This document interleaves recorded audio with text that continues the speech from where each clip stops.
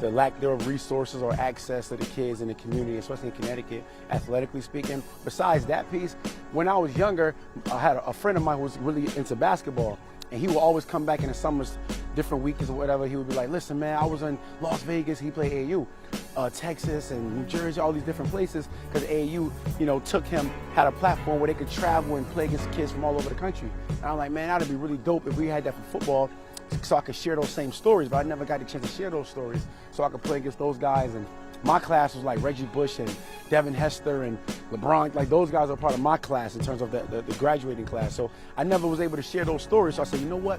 One day I'm gonna create a situation where the kids in our program can share stories about offers. Like, what offer you got? Man, I got Tennessee, or I got Alabama, or I got Florida State. What you got? I got Clemson. Oh, that's terrible. I got stuff like that. So that was the initial piece I was thinking in my mind. If I could create an environment where we could, have that type of energy, that'd be so dope. When we first started, of course, we had to, hit the ground running, going really hard at it. And so the offers we were getting at that time were, pretty local for the most part. But as years went on, the kids would see that, and we would constantly level up and elevate the expectations and continue to rise and ascend. And so what happened was, we started to get bigger offers, and then that became the expectation.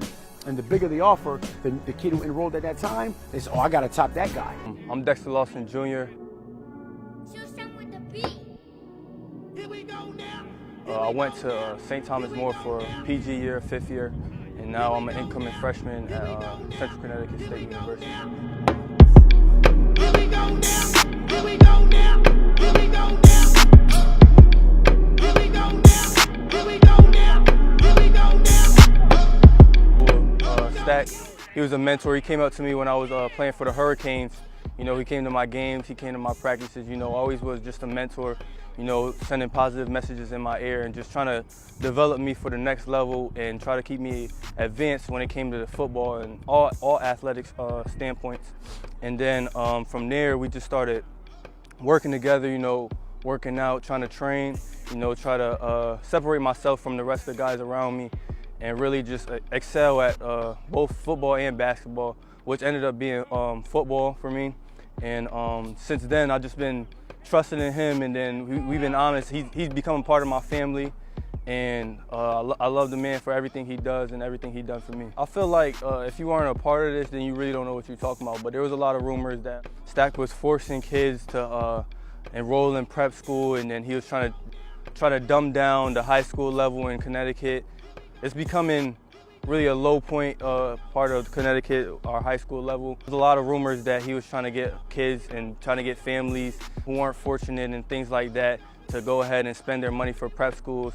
And he basically, a whole bunch of tall tales, really. People who were saying that were usually people who weren't a part of the program and really didn't know what was going on. And you can see his results, and he stuck with his plan, and he had a good support system behind him. Today we are working with Coach Martin Manson. He a DB coach for Southern Connecticut State. He was a great cornerback in his day, so I just learned a lot of tips from him. We did a lot of cone drills, a lot of breaking in different directions, trying to keep the hips fluent and then keep the feet moving and keep your arms moving. So one of the drills that really helped me the most, I'd say probably be the breaking deal, the route tree to the breaking, so that I know every way to break and how to move my hips and the different moves that receivers can make up. Cornerback is the hardest position on the field. You're guarding the greatest athletes and you don't know what they're doing, and you're back against the wall. So it's either you or that other man, and you got to make sure you step up to the plate. He's not just a trainer, he's not just a mentor. He has many different job titles. He's definitely a part of a family for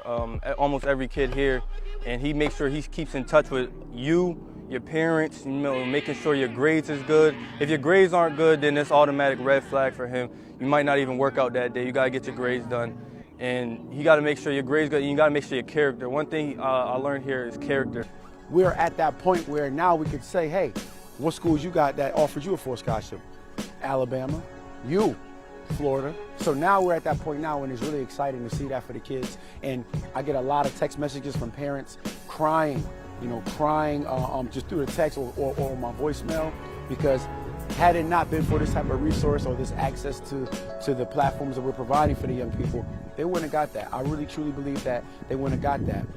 my first book, and it's basically detailing how, we put in motion a plan to be a Division I athlete. And so it just goes over step-by-step process of how an athlete can become a Division I player, and all the pitfalls or all the things that you can capitalize off of, the opportunities and things like that. It's no longer about just skills and talent anymore. That went out the door a long time ago. There's a lot of political pieces that must be in play as well. You must leverage some relationships that exist as well, and if that doesn't take place, you can forget about it.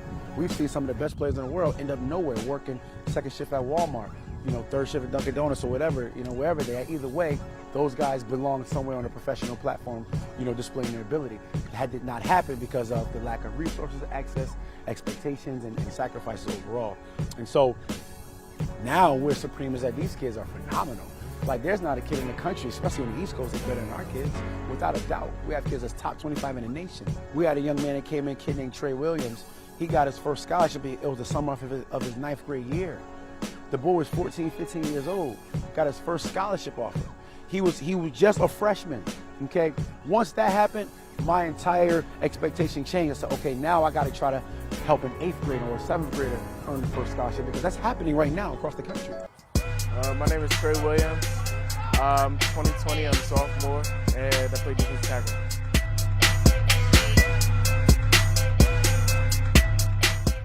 I go to St. Thomas More. I had a lot of friends that went to Supreme, and at the time I was looking to elevate my level, so it seemed like the right fit for me. I heard that he does a lot of extra stuff. They say it's too much. They said he works you too hard, stuff like that. And when I got there, I found out that wasn't true. Everything is done for a reason. So, but some of the bad things that were true is he yells a lot. It's fine though, but he yells. He's very passionate about what he does. It translates to college coaches because they're not gonna have a filter with you, because at that point you're a grown man. So they're not gonna hold your hand and they're gonna get in you, tell you what you're doing wrong, tell what you're doing right, no filter. Before, I was about 6'2", 2 something in the 8th grade.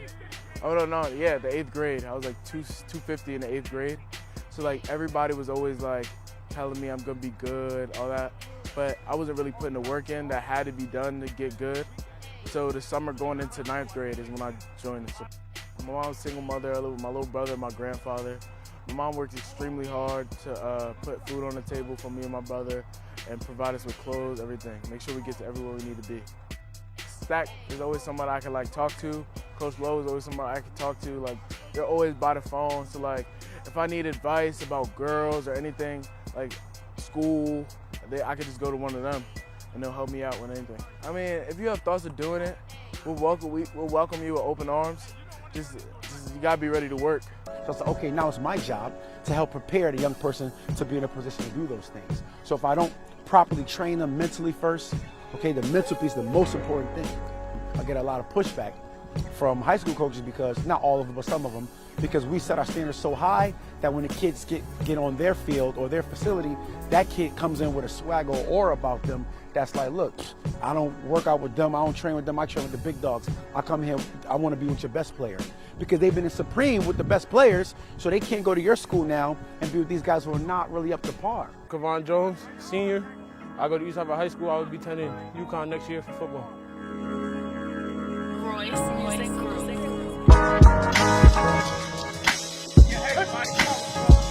Head around, what the hell you doing? Kick it. Head around now. My pops, he grew up with Stanley, Coach Stack. So, I was around, but then I actually enrolled I think it was going into my sophomore year, and then that changed my life forever. Coach Stack, he's gonna work you. So if you plan on attending Supreme, you will get that work. We're very competitive, so we're ready to work. People would have to have a passion to play football or just be an athlete. So, if they really wanted to come, I would tell them, don't waste time, because time is limited.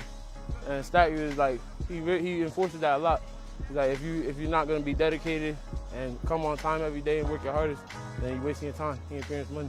Team bonding, community events, mentoring, a whole bunch of stuff. Once you join Supreme, You got a whole bunch of brothers willing to work as hard as you or even harder than you if you go let somebody outwork you. Okay. Free education for these parents. I'm a parent of 3. I got another one on the way.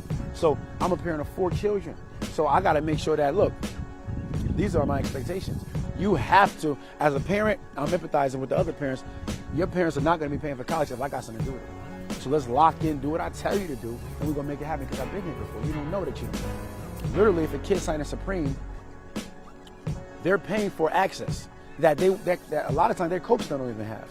I can call right now, I can pick up the phone and I can call Penn State, Florida State, Clemson, Alabama, Ohio State, Michigan, Boston. The list goes on. I can call all these guys. They're going to answer the phone. They're going to answer the phone because at this point, it's been established that my credibility is there, my relevancy is there, and now Supreme is becoming a national thing. And so they're starting to pay attention a little more.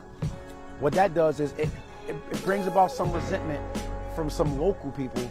Local coaches, they kind of look like, well, I've been doing this for X amount of years, I should be in that position. Or they kind of indirectly will feel a certain way and may not want to steer their kids in the Supreme way, where it's supposed to be a village.